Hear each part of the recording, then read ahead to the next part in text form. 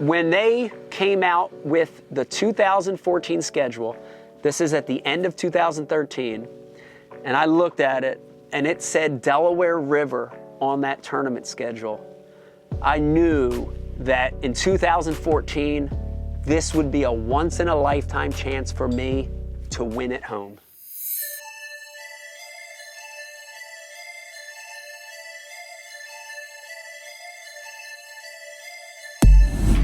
You know, when the 2014 season rolled around, I'm going to be honest, it was hard to focus on any other tournament except for the one coming to Philadelphia. You know, it was one of those things, like, it was the tournament that was meant to be in my life. And all I could think about was, it's never going to happen again.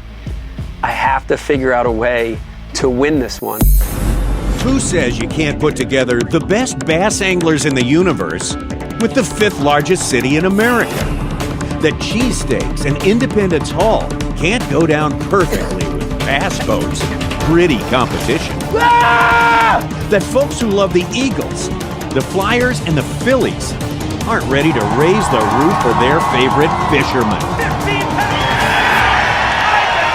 takes the lead. So let's ring the Liberty Bell, cross the Delaware multiple times in search of a winner at the first ever Bassmaster Elite Series in Philadelphia. You know, that's a lot of pressure that I put on myself, and I remember putting that pressure on myself. And you know, I usually don't, at that point in my career, I usually don't go in pre-practice and scout and all that stuff. But I remember for that one, you know, with it being so close to home, leading up to the cutoff of that tournament, which was 30 days, I was able to get out there and sort of relearn the fishery. You know, when you've got a fishery that is your home fishery, you feel like you know every nook and cranny. But it's always nice to get out there and refresh yourself with the system. And I did spend some time out there preparing, but you know, a home fishery is a gift and it's a curse. Because a home fishery, you know everything. You know what to do when the tide drops. You know what to do when the tide rises. You know areas to go to. But a home fishery, you also know too much. And it's the jinx of being the hometown favorite, right? You know, all that history and all that knowledge can sneak up on you. But, you know, I felt like this was a tournament that was meant for me to win.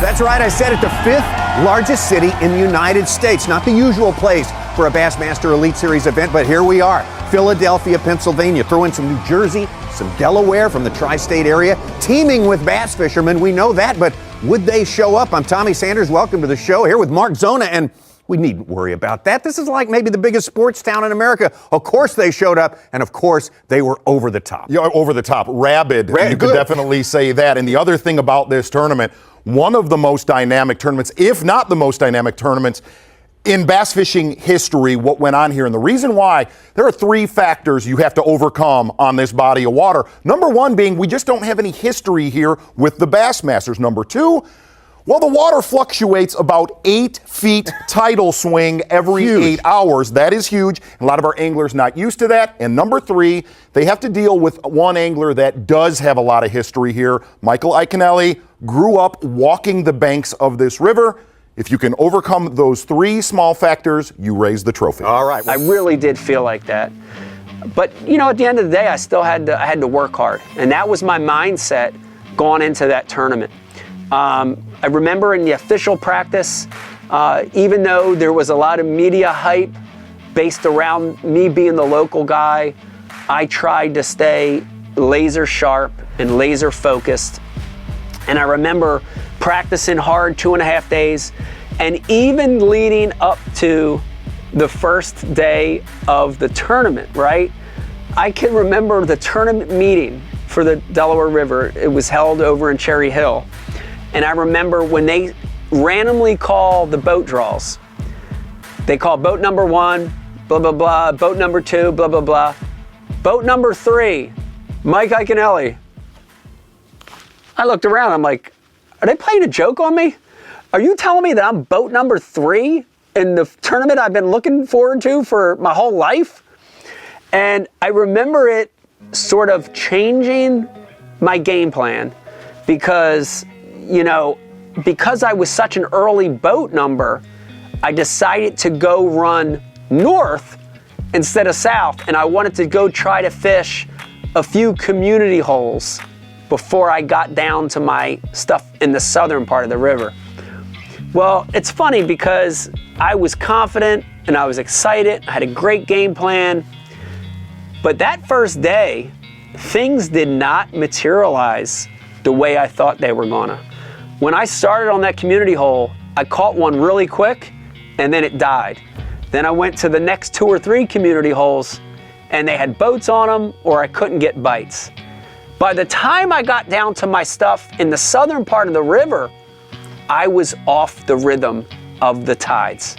And that's a hard thing to explain, but in a tidal fishery, you have to be in these windows of opportunity. And on the tidal Delaware River, we have 7 or 8 foot of tide, high and low, twice a day. The week of the tournament, of course, we had a supermoon, and that made those tides even higher. We had 8 to 9 foot tides the week of the tournament. And the first day of the tournament on the Delaware River, I had 6 keeper bites all day. I had a 3-pounder that I broke off, that somehow I kept my head together, and I managed 5 other keepers that whole day. I came in to weigh in and weighed 8.5 pounds on the first day on my home river. Man, that put me in the back of the 20s. I think I was 28th or 29th the first day of the Delaware River event, and it is not where I want it to be. The good news is I wasn't out of it. I know how important a limit is there. The bad news is that same day, Boyd Duckett somehow weighed 17.5 pounds of fish on the Delaware in August. You talk about that tidal swing. You could literally be sitting in 8 feet of water fishing, and then all of a sudden the bottom drops out. When that tide gets moving, it is ripping, and your boat is literally going 3 to 4 miles an hour. And the other side of it is, you can be running through a creek and instantly be on that right there on dry land in a matter of minutes.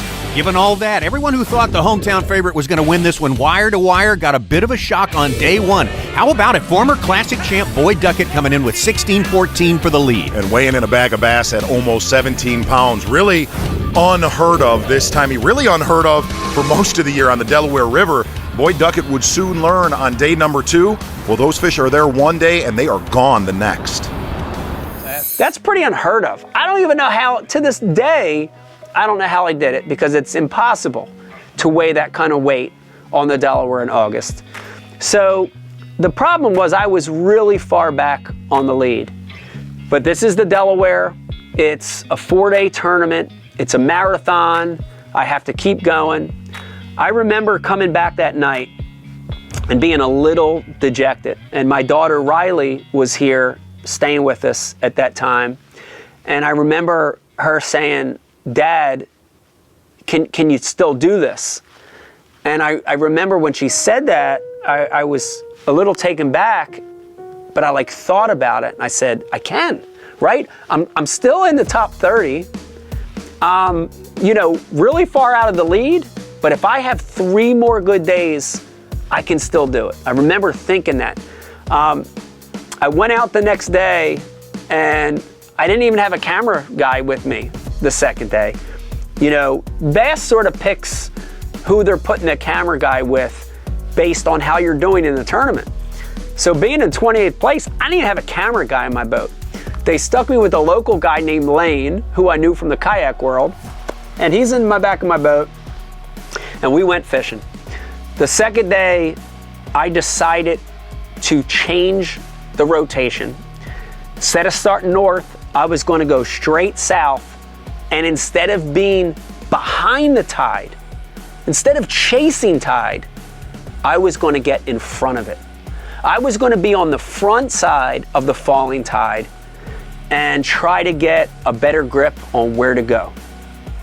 My first stop that morning, I decided to go into the back of a creek. And in my first 5 casts, I had 2 keepers right off the giddy. It really changed the course of that day. It changed my momentum.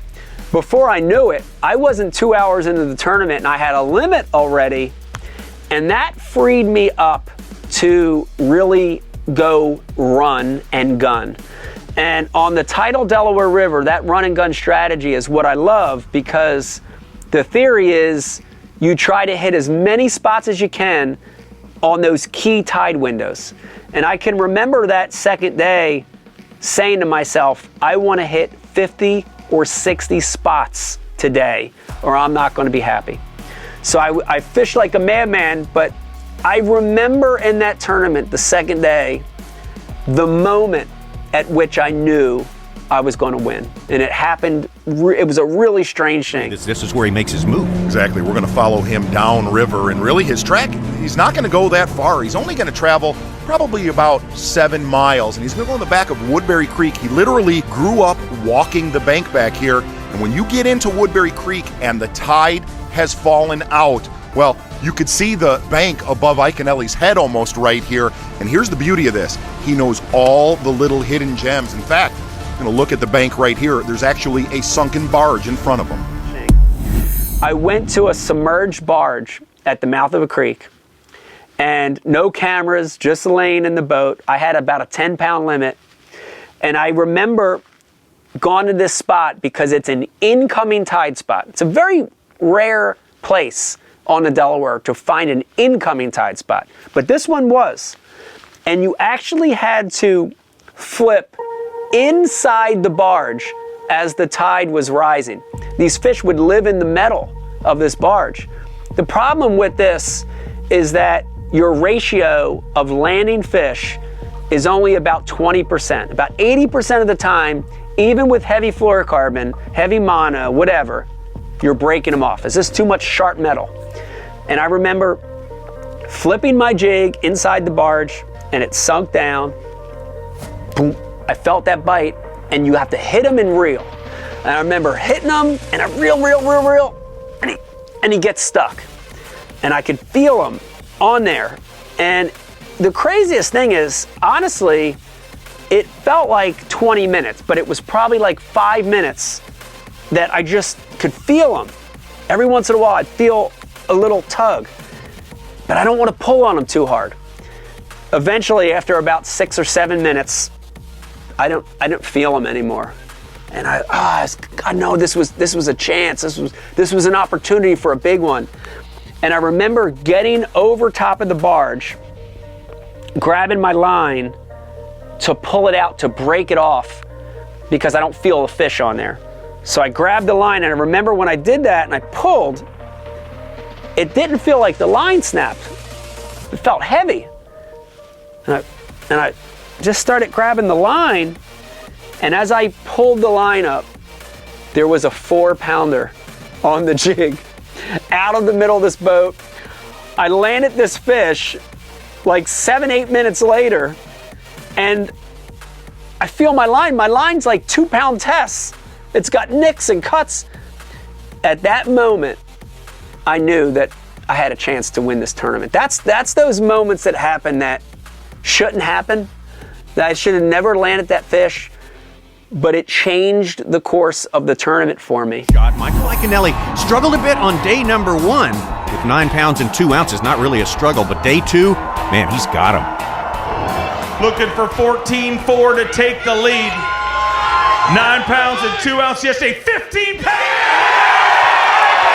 Takes the lead from 21st place all the way to number 1 with 24 pounds, 3 ounces. The hometown favorite takes the lead. It's a good feeling, man. I tell you, the Delaware River is one of the most interesting, tough, exciting places in the entire world. It's all about tide. It's all about current, and it's all about timing. Yesterday, my timing was off. I felt like I was chasing the wrong tide. Today, it all clicked. So, second inning, couple more innings to go. If I keep my timing up, I'm excited about what will happen. And the last thing the rest of the field wanted to see after the second day of competition, Michael Iaconelli gaining momentum and most of all, feeding off momentum. Michael Iaconelli moving into the driver's seat right on time. Day number 2, albeit by less than a pound over our day 1 leader, Boyd Duckett. Over the next 2 days, I went on what I call a Delaware River rampage of running and gunning.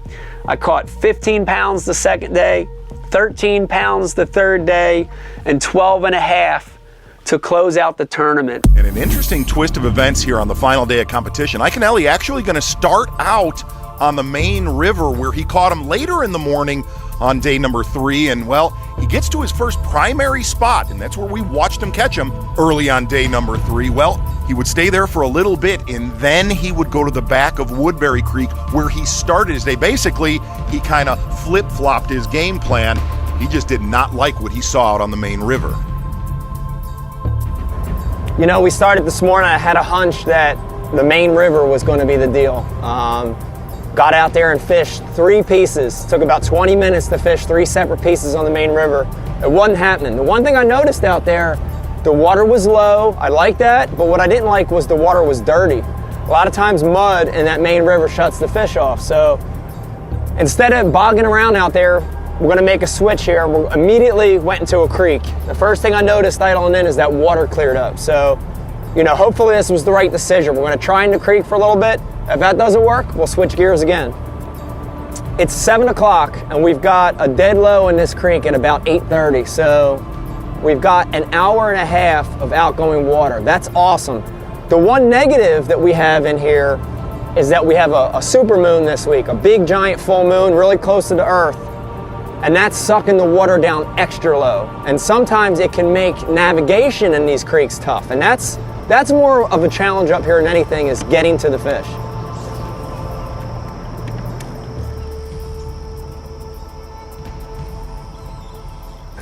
There's one.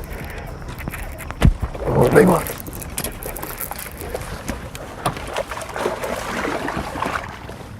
Ah! Wow! Gotta start the day out with a 3-pounder! Whoa! Decisions, man! Decisions, man! Decisions! Woo! God, it's all about decisions on this tidal water. Tidal water. 3.5 pound largemouth. Little itsy bitsy jig with that trigger crawl in the back. Forget about it. And I won that event. Man, when you talk about life coming full circle, I don't think I ever felt that more at that moment. Hot seat and 1 angler left to go.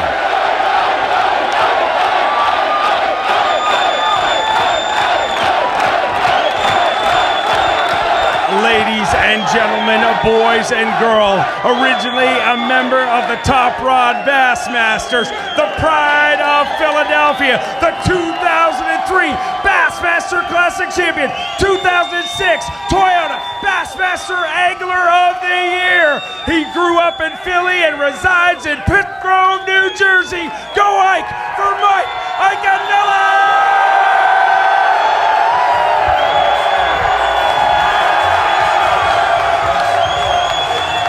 Get side by side, ladies and gentlemen. Can this dream come true? Started the day with 37 pounds even. 5 fish. He's 2 pounds, 15 ounces. 10 pounds, 14 ounces. Sounds good. Dreams come true.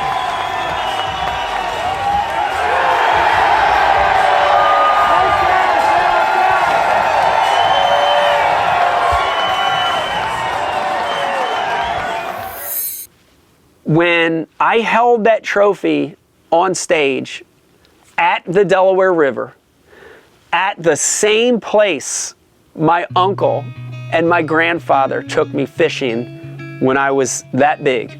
The same places, the Delaware, the Schuylkill. I fished in the Schuylkill in the tournament. When I held that trophy up, in front of that crowd, that energy, thousands and thousands of people, including friends and family and Philly sports fans and people that never watched fishing, that energy of Philly Northeast sports fans saying, hey, we love fishing too. There was nothing like that. And I've gotten a lot of flack for saying this, but I gotta tell you it's the truth. I've won the Classic and Angler of the Year and the Federation National, some great wins in my career. I've never had a victory like that. It never felt that special in any of them. And when I won that feeling of it all coming full circle, I remember just feeling like, this isn't my win. This isn't for me. And I remember as soon as I was handed that trophy, I didn't even want to talk on stage anymore. I remember getting the trophy. I remember jumping off stage. And I remember they had a fence. They had a barrier that was up to about my chest. And I remember having to like jump over this barrier with this giant blue trophy. And I remember like I hit my nuts but all I could think about was I have to get to the crowd. You know, there's three really special things that happened here this week. The first one is to win on a place, the river, where I learned how to fish. I ran up the Schuylkill today. And up in the Schuylkill, my uncle and my grandfather taught me how to fish, and I want to thank them guys for doing that. Thank you. I had a lot of people growing up tell me that, a city kid, a kid from Jersey could never make it in this sport.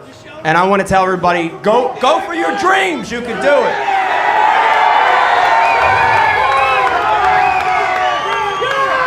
The other special thing is, where's my wife at? Where's Rebecca? I want to say that we work really hard, the whole family, and it means so much to win and Becky be here and the kids be here and the whole family. It's amazing. It's amazing. And the last thing I want to say is, I won today, not for me. I won for you guys. I won for you. This is your win. This is your victory. This is Philadelphia's victory.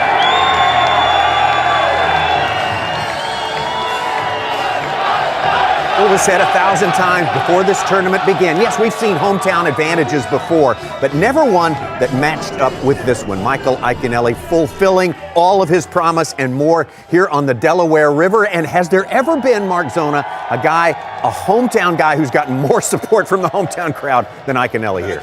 Honestly, it was unbelievable. The only way to describe it, it was like an out-of-control state fair at the weigh-in. Well, there's my guy. Oh, yeah. That right absolutely. there. That is my guy of the event right there. But really, the weight of the world, it was. I'm not saying this jokingly. The weight of the world was on Iaconelli by himself, but most of all, this crowd. And to live up to his reputation here, that's unbelievable, man. Well, he locked it in on points, and he locked it in, of course, with a victory here, Michael Iaconelli. It was the most magical tournament win and fan reception and energy I've had in my entire life.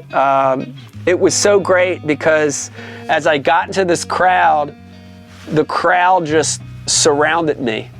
And the first thing I did was I handed the trophy off. I handed it off to someone I didn't even know. I just gave him the trophy. And I remember seeing this blue trophy just go from person to person and person. And it eventually made my way back to me, and I got to hold it up in the crowd. And it was a powerful moment. It felt like my life had come full circle. It felt like my career had come full circle. And it also felt like that if I've never won another event the rest of my life, this is as good as it was going to get.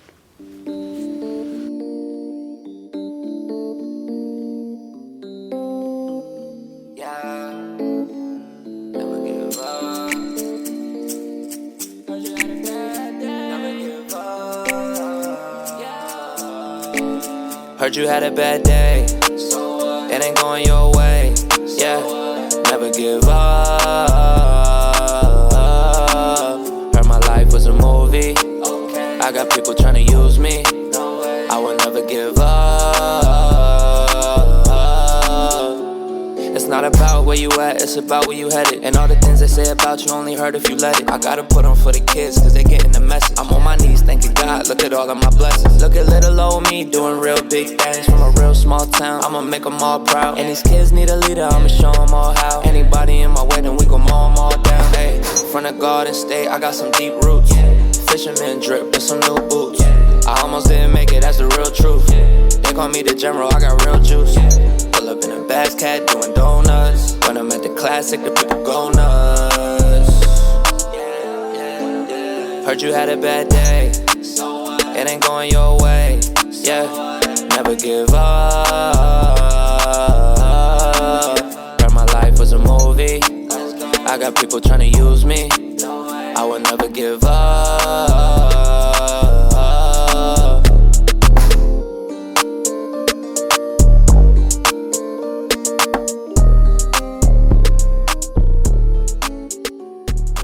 And, you know, it really sort of all came to a head when in the fall of 2018, MLF, Major League Fishing, which had these cups for a few years now, they collectively decided that they were going to start their own tournament circuit to directly compete with BASS.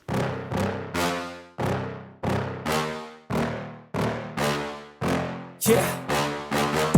Please tell me that I can't, that I won't, that I fail, that I'll never make it out, yeah. Please tell me all the bad, never good, fill my head full of every single doubt, yeah. Please say any negative thoughts, I pop off when I hear people say I cannot. I get off to the thought of proving everyone wrong, I won't stop to the top, so you better back off and get lost. I'ma stay loud, stay proud, never running out, never heading south. I'll be spreading out, call it word of mouth, can't put me down, I'll be getting loud. You can have your doubts, not what I'm about, have your cloud, it be raining now. I keep making sound, go another round, I'm legend bound, can't stop me now. You don't wanna fuck with me, a slow burn like a disease. Just tell me that I can and I'll show you things that you couldn't believe.